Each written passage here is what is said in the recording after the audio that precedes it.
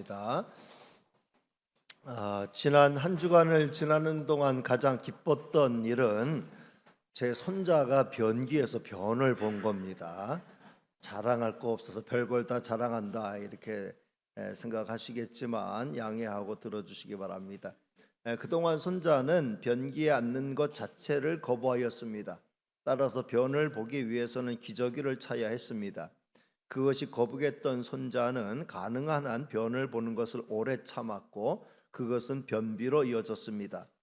변비는 또다시 변을 보는 것을 힘들게 하였죠. 이런 악순환을 끊게 하는 것이 나름대로 숙제였습니다.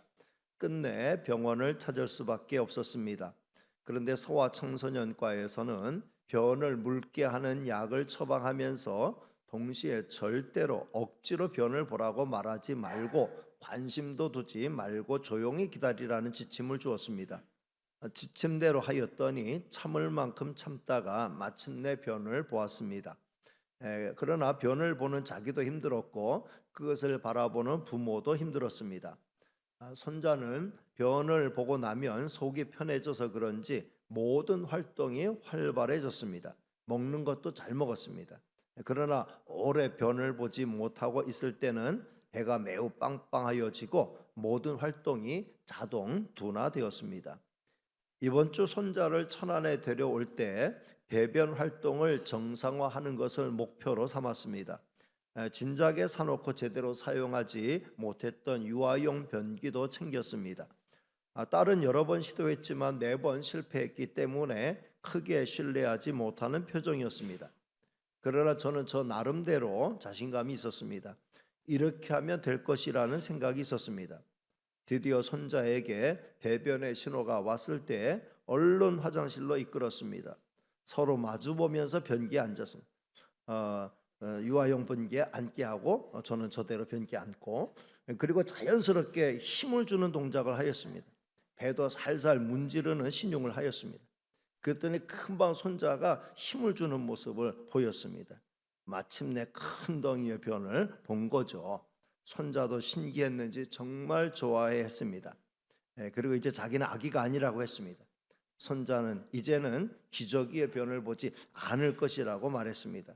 그리고 다시 한번 유아용 변기에 변을 보는 쾌거를 이루었습니다. 드디어 기저귀와 안녕을 구하게 된 겁니다. 이게 금요일까지의 제가 칼럼 쓸 때까지의 내용이에요. 근데 철원 가가지고 변기가 달라지니까 또 다시 그래서 다시 또 데려와야 되는 좀 숙제가 있어요. 어쨌든 저는 매우 기뻤습니다. 대단히 큰 일을 이뤄낸 것 같은 성취감이 있었죠. 사실 아이가 변기에서 변을 보는 것은 대단한 일이 아닙니다. 그야말로 평범하게 이럴 데 없는 일이죠. 그런데 저와 아내는 기뻐했습니다. 자녀를 통해 부모가 얻는 기쁨은 특별한 것이 아니라는 거죠. 정상적으로 잘 자라는 것이 가장 큰 기쁨이라는 겁니다. 어버이날이 지났고 오늘은 교회에서 지키는 어버이 주일입니다. 효도는 특별한 게 아니라는 걸 말씀드리고 싶은 거예요. 자녀로서 평범하게 잘 자라고 평범하게 사회생활 잘하고 행복하게 잘 사는 게 효도죠. 사실 어려운 게 없습니다. 얼마든지 우리는 효도를 잘할 수 있고 지금까지 잘해왔습니다. 끝까지 잘 감당하는 성도들이 되시기를 주님의 이름으로 축복합니다. 오늘은 어버이 주일을 맞이하여 요셉의 효도에 대해서 살펴보겠습니다. 오늘 본문의 이야기는 야곱이 세상을 떠나기 전에 요셉에게 유언하는 내용이지요. 야곱은 자기의 많은 자녀 가운데 특별히 요셉을 불러서 가장 중요한 유언을 하였습니다. 자, 29절 말씀 같이 읽겠습니다. 시작. 이스라엘이 죽을 날이 가까움에 그의 아들 요셉을 불러 그에게 이르되 이제 내가 내게 은혜를 입었거든 청하노니 내 손을 내 허벅지 아래에 넣고 인애와 성실함으로 내게 행하여 애굽에 나를 장사하지 아니하도록 하라. 야곱이 요셉에게 유언한 것입니다. 근데 여기서 몇 가지 생각해 볼 게 있습니다. 먼저 야곱은 요셉에게 이렇게 말했죠. 내가 내게 은혜를 입었거든 이라고 말했습니다. 이상하지 않습니까? 일반적으로 부모가 자녀에게 하는 말은 무엇입니까? 네가 내게 은혜를 입었거든 이지 않습니까? 일반적으로 은혜는 부모가 자녀에게 베푸는 것으로 알고 있습니다. 그런데 요셉이 장성하였고 야곱이 노년이 되었을 때는 상황이 달라진 겁니다. 아들 요셉이 아버지 야곱에게 은혜를 베풀게 된 거죠. 야곱은 이 사실을 잊지 않았습니다. 여러분, 지혜로운 부모는 자기가 베푼 은혜만을 고집하지 않습니다. 자녀로부터 받은 은혜를 기억하고 그것에 대한 고마움을 표현합니다. 부모가 자녀에게 효도를 받을 때는 당연한 걸 받는다고 생각하지 말고 고맙다고 생각하면서 받아야 합니다. 그러면 효도하는 자녀도 좋고 효도받는 부모도 좋은 것입니다. 그리고 야곱은 요셉에게 유언으로 명령하지 않고 청했습니다. 오늘 말씀해 보면 청하노니, 아버지가 그 노령에 이제 어르신이 세상 떠날 날 앞두고 아들을 불러다가 내가 너에게 청한다 이렇게 말한 거예요. 유언으로 명령한다가 아니라 유언으로 청한다 이렇게 말했습니다. 명령하는 것보다는 청한다라는 게 훨씬 더 설득력이 있죠. 여러분, 유언은 부모가 자녀에게 부탁하는 거죠. 당부하는 겁니다. 이렇게 해주었으면 좋겠다고 마지막으로 청하는 것이죠. 야곱이 요셉에게 청한 것은 절대로 쉬운 것은 아니었습니다. 지금 애굽에 살고 있는데 묘는 가나안 땅에 써달라는 거죠. 자, 30절 말씀을 같이 읽겠습니다. 시작. 내가 조상들과 함께 눕거든 너는 나를 애굽에서 메어다가 조상의 묘지에 장사하라. 요셉이 이르되 내가 아버지의 말씀대로 행하리이다. 지금도 이집트에서 이스라엘까지 가는 길은 먼 거리입니다. 옛날에는 정말 먼 길이었죠. 근데 요셉은 그렇게 하겠습니다 라고 약속했습니다. 야곱은 요셉에게 거듭 요청하죠. 31절 말씀 같이 읽습니다. 야곱이 또 이르되 내게 맹세하라 하매 그가 맹세하니 이스라엘이 침상머리에서 하나님께 경배하니라. 요셉이 분명히 약속했음에도 불구하고 야곱은 또 다시 한번 맹세해다오. 또 요셉은 아버지의 청을 들어서 맹세까지 했다. 그러니까 이제 늙은 이 노인이 이제 그 침상머리를 붙들고 하나님 앞에 경배하였다 이렇게 말씀하고 있습니다. 정말 멋지고 감동적인 장면이 아닐 수 없습니다. 우리 인생의 마지막 장면이 이러면 얼마나 좋을까 이런 생각도 해봅니다. 저는 오늘 말씀을 출발점으로 해서 요셉의 효도라는 제목을 가지고 요셉이 효도한 내용 몇 가지를 한번 정리해 보고 또 본받기를 원합니다. 첫째, 요셉의 효도는 순종입니다. 요셉은 대제국 애굽의 총리죠. 그럼에도 그는 늙은 아버지의 말씀에 하나하나 빠뜨리지 않고 다 순종했습니다. 이러한 요셉의 순종은 어렸을 때부터 함께한 거였죠. 요셉이 소년이었을 때 아버지 야곱은 요셉에게 큰 심부름을 시켰습니다. 집에서 매우 멀리 떨어져서 양떼를 돌보고 있는 형들을 돌아보고 오라는 것이었죠. 그래서 금방 다녀올 수 있는 거리가 아니었습니다. 그것은 몇 날 며칠 걸리는 고된 심부름이었죠. 그러나 요셉은 아버지의 말씀에 두말 없이 순종했습니다. 물론 그 순종의 결과 요셉은 형들에게 붙잡히게 되었고 마침내 노예로 팔리는 신세가 되었습니다. 형들은 요셉의 옷을 벗기고 짐승을 잡아 그 피를 그 옷에 요셉의 옷에 흠뻑 묻혔습니다. 그리고 아버지에게 시치미를 떼고 보고한 거죠. 집으로 돌아오는 길에 이 옷을 보았는데 혹시 이게 요셉의 옷은 아닌가요? 요셉이 집에 있는 거 맞습니까? 그렇게 물어봤을 때 아버지는 거의 혼절할 지경이 되었습니다. 여러분, 효도의 출발점은 순종입니다. 부모님의 말씀은 모두 자녀가 잘 되라고 하는 말씀이죠. 그 말씀에 순종하며 살면 다 잘 되게 돼 있죠. 요셉은 순종함으로 그 효를 실천했습니다. 두 번째, 요셉의 효도는 절망의 상황에서 절대로 꿈을 포기하지 않은 것입니다. 요셉은 꿈의 사람이었죠. 자기가 만든 꿈이 아니라 하나님이 주신 꿈을 꾸고 살았습니다. 요셉은 하나님이 주신 꿈을 꼭 부여잡고 어떤 상황에서도 이 꿈을 포기하지 않았습니다. 요셉은 꿈만 꾸는 사람이 아니었습니다. 그 꿈을 위해 기도하는 사람이었습니다. 꿈만 꾸면 그 꿈은 헛된 꿈이 됩니다. 그러나 꿈을 꾸면서 기도하면 그 꿈은 이루어지는 꿈이 됩니다. 귀공자에서 졸지의 노예로 전락한 요셉이지만 비관하지 않았습니다. 쉽게 포기하지도 않았습니다. 하나님이 주신 꿈이 있었기 때문입니다. 보디발의 집에 종으로 들어간 요셉은 그 집에서 인기를 독차지했습니다. 여느 노예들과는 생활 태도와 습관이 완전히 달랐기 때문이죠. 그는 환경과 처지만 달라졌을 뿐 생활 습관과 태도는 여전했습니다. 그는 종처럼 노예처럼 살지 않았습니다. 그는 무슨 일을 맡겨 주어도 주인처럼 능동적으로 일을 해냈습니다. 주인도 그런 요셉을 단번에 알아보고 그에게 맞는 일을 시켰습니다. 요셉이 그 집에 종으로 들어간 이후에 보디발의 집은 날로 번창하게 되었습니다. 그는 그 집에서 점점 인정받는 위치로 올라가게 되었습니다. 성도 여러분, 성공하는 사람은 위치와 환경을 탓하지 않습니다. 자기에게 주어진 환경에서 최선을 다하기 때문에 거기에 맞는 좋은 결과를 만들어내죠. 요셉이 그랬습니다. 그 결과 요셉은 마침내 부모님께 효도할 수 있는 기회를 얻게 된 것입니다. 세 번째, 요셉의 효도는 하나님 앞에 바로 서기를 힘쓴 것입니다.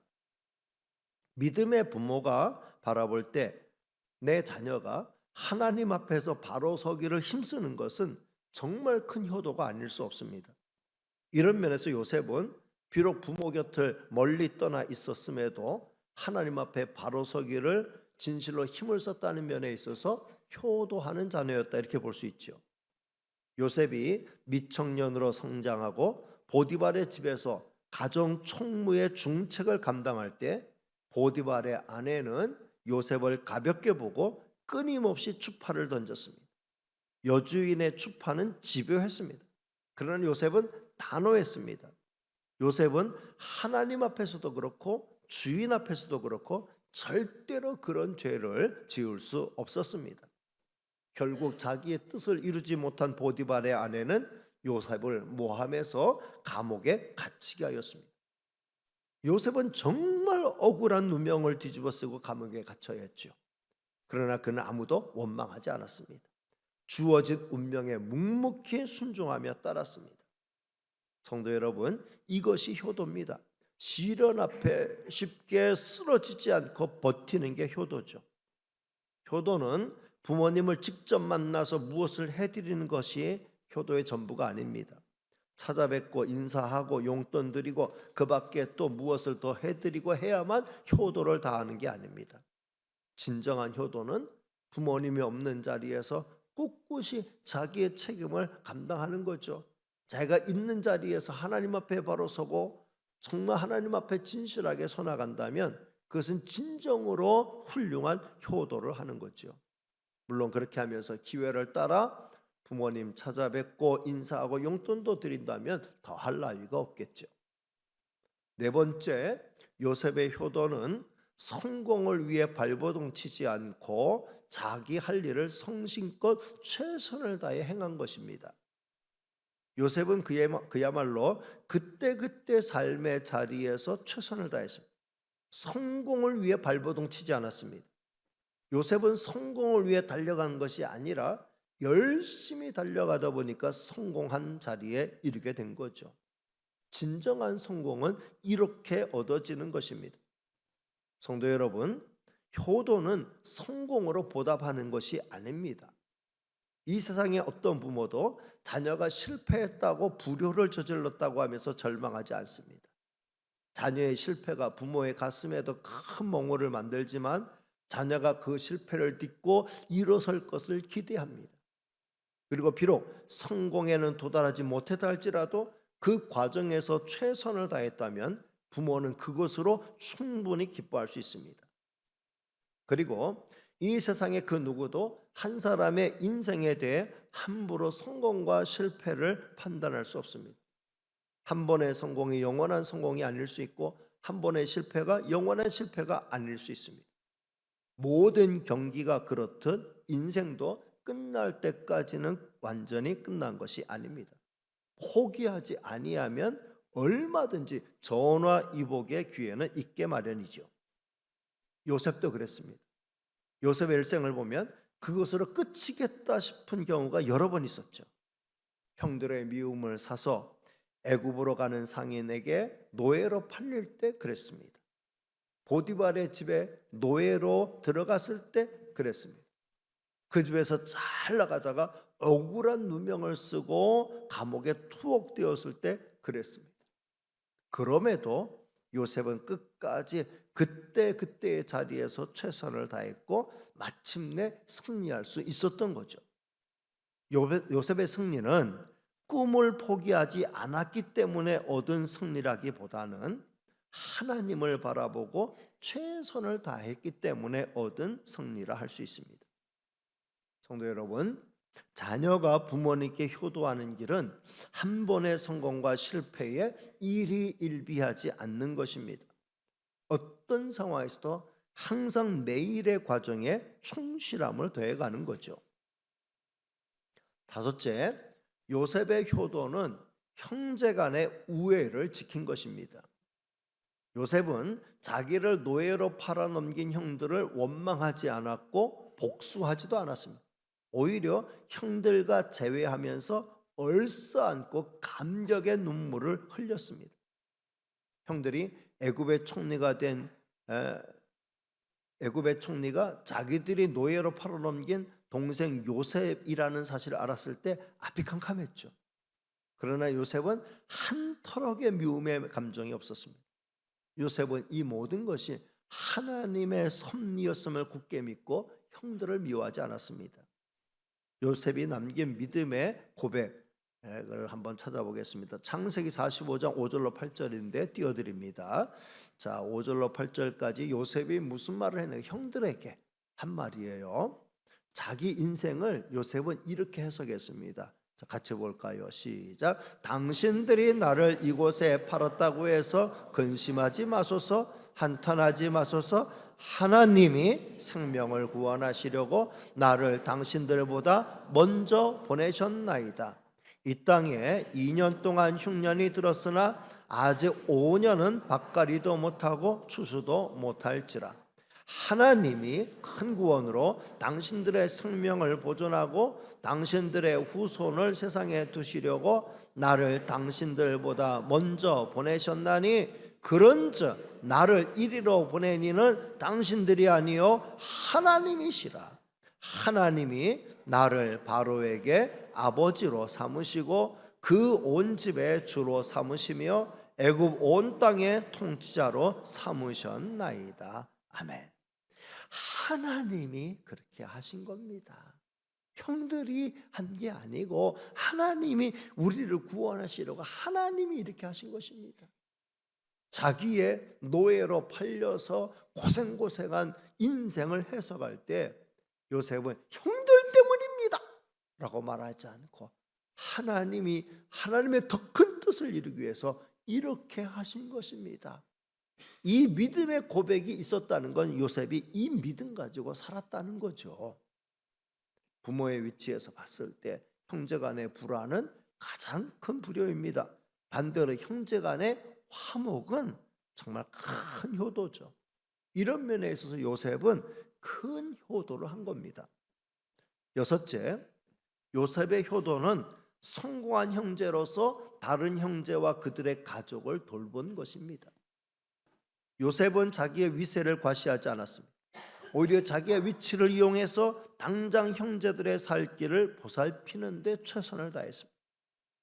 성공한 형제가 다른 형제를 돌보지 않는 것은 차라리 다른 사람이 성공한 것보다도 못한 것이 될 수 있습니다. 그러나 요셉은 그렇게 하지 않았습니다. 성도 여러분, 성공한 형제가 있다면 당연히 다른 형제를 돌봐주어야 합니다. 더 많이 희생하고 더 많이 섬기고 더 많이 봉사해야 합니다. 그렇게 하는 게 효도하는 겁니다. 부모님 보시기에 얼마나 좋습니까?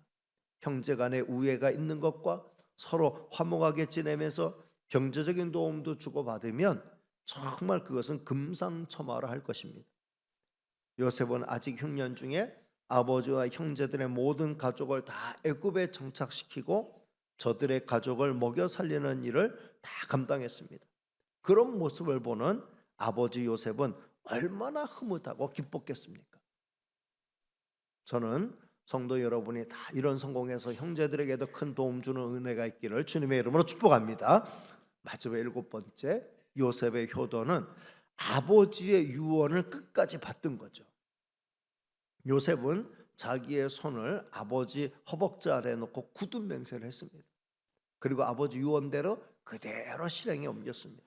아버지가 147세에 세상을 떠나자 요셉은 애굽의 장례법을 따라서 아버지의 시신을 40일 동안 향으로 처리했습니다. 미라 만드는 것처럼 향 처리를 한 거죠. 그리고 거기에 30일을 더해서 총 70일을 곡을 하였습니다. 그리고 바로 왕에게 허락을 받은 다음 가나안 땅까지 장례 행렬을 이끌었습니다. 그리고 조상들의 묘가 있는 가나안 땅에 이르러 7일 동안 또 애곡한 다음에 모든 장례를 마쳤습니다.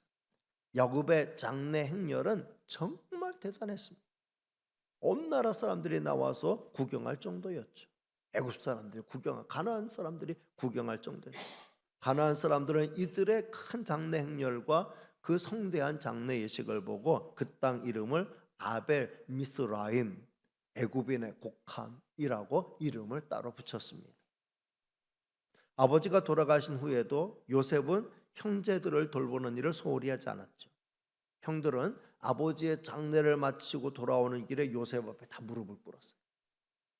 아버지 돌아가셨으니까 이제 또 요셉이 돌변해가지고 자기들에게 또 원한을 가지고 복수하지는 않을까. 그럴 때 형들은 아버지가 남긴 또 다른 유언을 가지고 요셉에게 이렇게 말했죠. 아버지가 살아 생전에 저 형들이 잘못한 거 다 용서해 주라고 한 거 있습니다 하면서 요셉의 형들은 요셉 앞에 다 무릎을 꿇었어요. 우리는 당신의 종들입니다.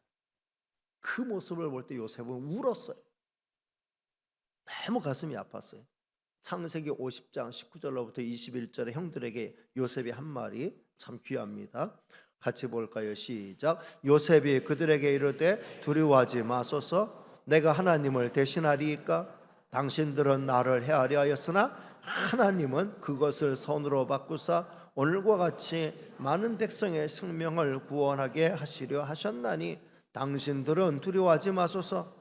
내가 당신들과 당신의 자녀를 기르리이다 하고 그들을 간곡한 말로 위로하였더라.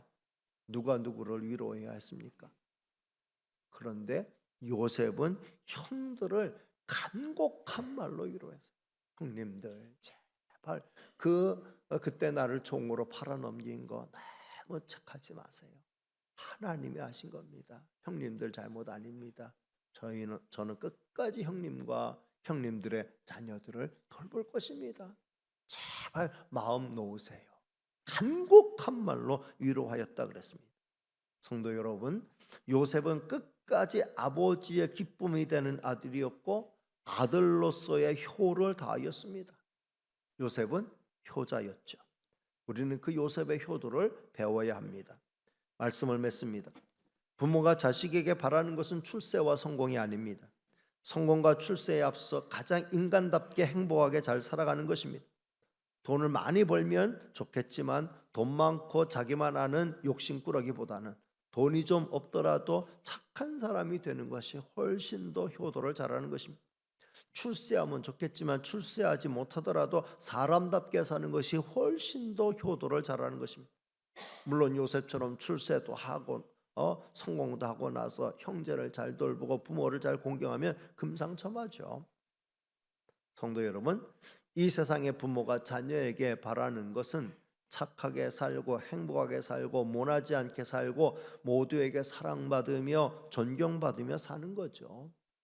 이렇게 사는 것이 성공과 재산 유무를 떠나 진짜 잘 사는 것이며 부모에게 효도하는 것입니다. 무엇보다 신앙의 부모로서 자녀에게 바라는 소망이 있다면 어느 곳 어떤 상황에서도 하나님을 잘 경외하면서 믿음 안에서 살아가는 것입니다. 믿음 안에 살면 영혼이 잘 되고 범사가 잘 되고 강건하게 될 것이 분명하기 때문입니다. 성도 여러분, 여러분 모두 효자 되시고 여러분의 자녀들이 여러분에게 효도하는 자녀가 되어 하나님이 약속하신 땅에서 잘 되고 장수하게 되시기를 주님의 이름으로 축복합니다. 기도하겠습니다. 은혜로우시고 사랑 많으신 하나님 감사합니다. 거룩한 안주일 특별히 어버이 주일 맞이하여 요셉의 효도를 생각해 보았습니다.